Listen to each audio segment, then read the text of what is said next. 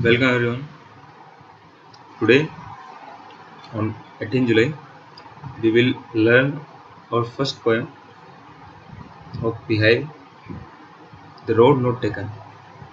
जो रास्ता मैंने नहीं लिया. अब this poem is all about our choice. ये जो poem है ये हमें सिखाती है कि चुनाव या चुनना जो है किसी भी रास्ते को हो या किसी भी चीज़ को हो कितना महत्वपूर्ण हो जाता है, क्योंकि उसके जो मतलब रिजल्ट्स होते हैं वो आपको लॉन्ग टर्म में जाके मतलब इसको आपको पता चलते हैं. चलो let's start. This poem is written by Robert Frost. This well-known poem is about making choices.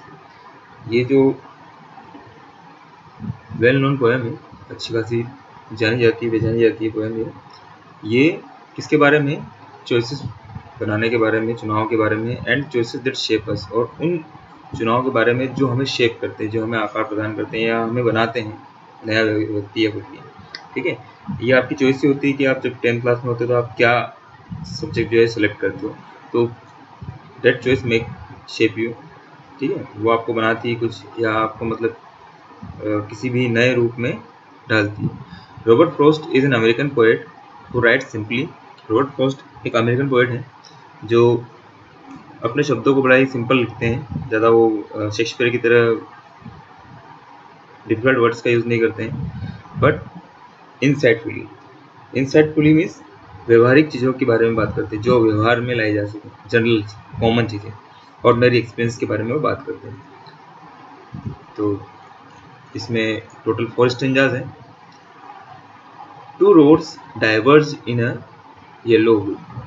दो रास्ते एक येलो वुड में, येलो वुड मीन्स यहाँ पे क्या है, पीले जंगल में डाइवर्ज हो रहे थे. डाइवर्ज का मतलब है यहाँ पर कि दो डायरेक्शन में सेपरेट हो रहे थे.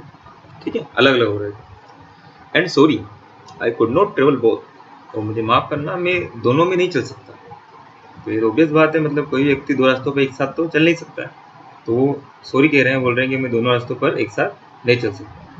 And be one traveller long I stood.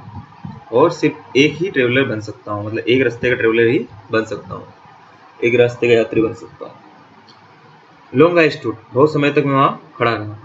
And looked around as far as I could. और देखता हूँ उतनी दूर तक जहाँ तक मैं देख सकता हूँ, मतलब दोनों रास्तों को देखने की कोशिश करता हूँ दूर तक.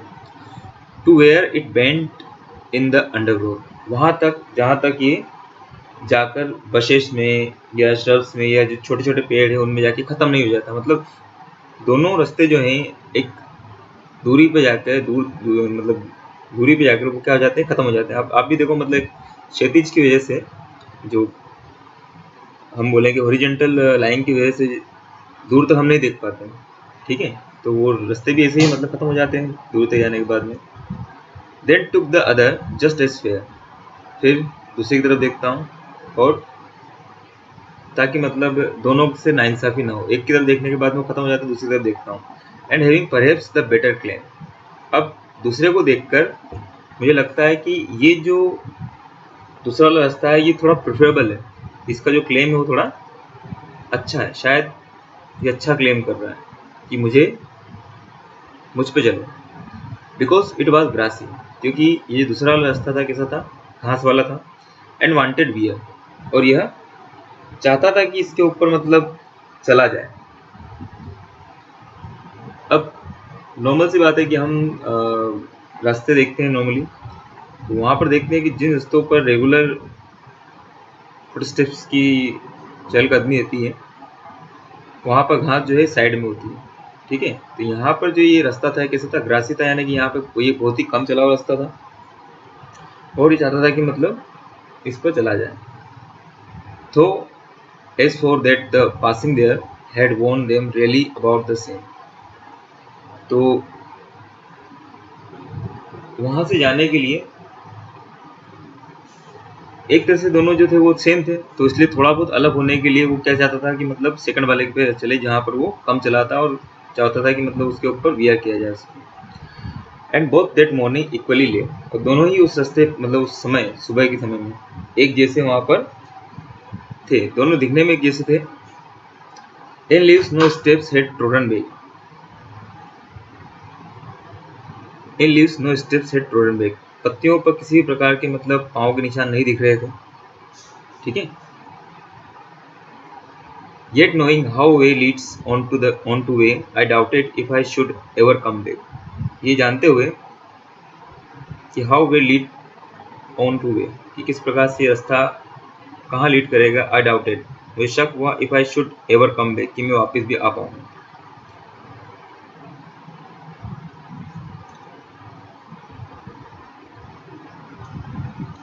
I shall be telling this with a sigh, somewhere edges and edges hence, two roads diverge in a wood, and I took the one less travelled by, and that has made all the differences. ये मैंने एक आह भरते हुए बड़ी deep breath लेते हुए मतलब अपने आप से कहूँगा कि समवेयर एजेस एंड एजेस, कहीं पे बहुत ज़्यादा उम्र के बाद या समय के बाद में, two roads diverge in a wood, दो रास्ते मतलब गुजर रहे थे। मतलब ये यहाँ पोएट ये कहना चाहता है कि समय गुजरने के बाद में, समय गुजर चुका है, उसके बाद में वो कहता है कि मैं कहूँगा कि दो रास्ते गुजर रहे थे और मैंने उस रास्ते को चुना जो सबसे कम चला हुआ था, और इसी ने सब कुछ जो डिफरेंस था वो मेड किया। अब इस स्टोरी का मोरल क्या है? इसका मोरल है कि life is a continuous journey. Life एक लगातार चलने वाली मतलब यात्रा है। इसमें कई प्रकार के अप्स एंड डाउन्स आते हैं और कई प्रकार के डाइवर्जेंस भी आते हैं, मतलब अलगाववाद आते हैं, चॉइस मेक करनी होती है। सबसे इम्पोर्टेंट चीज़ जो है वो ये है कि हमें बिना पीछे देखे आगे बढ़ते रहना चाहिए, चाहे हमारे द्वारा चुना हुआ जो रास्ता है वो कैसा हो, अच्छा हो या बुरा हो, सही हो या गलत हो, हमें आगे बढ़ते रहना है। सही या गलत आपस में रिलेटिव है, मतलब अगर कोई चीज़ सही है तो ऑब्वियस बात है कि मतलब दूसरी चीज़ गलत होगी। हम अपनी लाइफ में हर चीज़ प्राप्त नहीं कर सकते, और नहीं मतलब हर बार चॉइस जो है हमारे अकॉर्डिंग होगी। जो भी डायरेक्शन हमारी लाइफ लेके जाती है, जिस डायरेक्शन में हमें, ये इस बात पर डिटरमाइंड होती है कि हमारी चॉइस क्या थी जो हमने की थी। तो हमें जब चॉइस करते हैं, हम चुनाव करते हैं, तो उस समय हमें एक अच्छी बुद्धिमानी वाली चॉइस करनी चाहिए और उस पर बने रहना चाहिए, तो हमारी जो डायलेमेटिक कंडीशन है उससे हम पार पा जाएंगे। अपने चुनाव में अपने आप को मतलब विश्वास रखिए, फेथ रखिए, कॉन्फिडेंस रखिए। तो दैट्स ऑल फॉर टुडे। यहाँ पर ग्लोसरी दे रखी है आपको, ठीक है। तो जैसे कि हमने पढ़ा है, डाइवर्जेंट यानी कि सेपरेटेड, अलग अलग होता है, अंडरग्रोथ यानी कि प्लांट्स और बशेष, वांटेड वे यानी कि हैड नॉट बीन यूज्ड, और हैंस यानी कि हियर, फ्यूचर में जो लास्ट स्टेंज आता है हमारा। क्वेश्चन आंसर है आपको, इसके लिए हम पीडीएफ आपको प्रोवाइड कर देंगे। जवाहरलाल नेहरू यहाँ पे कह रहे हैं, time is not measured by the passing of years but by what one does, what one feels and what one achieves. समय इस बात से मेजर नहीं किया जाता है कितने साल हो चुके हैं या कितने साल गुजर चुके हैं। समय इस बात से मेजर किया जाता है कि एक व्यक्ति ने क्या किया, या उसने क्या महसूस किया, या उसने क्या अचीव किया, ठीक है। That's for all today, thanks.